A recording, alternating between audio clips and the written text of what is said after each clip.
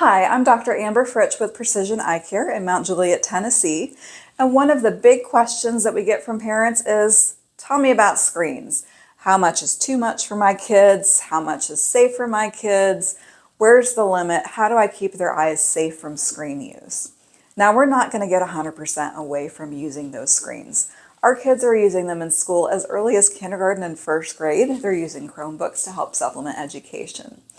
So we need to worry about the environment that we can control outside of school.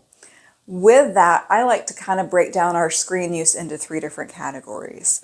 The first is creative. So that's something where we're actively interacting with our media, with our computers, our phones, playing games, drawing, creating anything where our mind is actively engaged and we're having a little back and forth. That's not necessarily a terribly bad use of technology or of media, screens, things like that. The second category is less great. That one is consumption. So that's where we're not terribly active. We are passively looking at that screen. So that can include watching videos, scrolling, where we're not really engaged, but our screen is still on and we're still looking at it. The third category is communication. So that can include things like FaceTime, Messenger, any way that we're communicating with other people. Now, the first category, again, is not the worst, but those second 2 categories, we want to limit that to about 2 hours a day outside of school.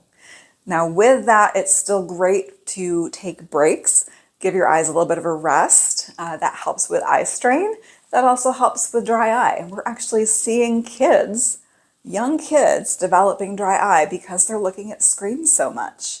When we look at screens, we don't blink as often, and that causes a whole cascade of events that leads to dryness problems, and we don't really want to start down that road early in life. So another good reason to kind of limit that screen time and take breaks. Now, we do also encourage having some tech-free time, and that includes parents too, which can be very hard because we are also very used to our devices. But even if it's having dinner or something like that, set aside 30 to 60 minutes where nobody is on devices.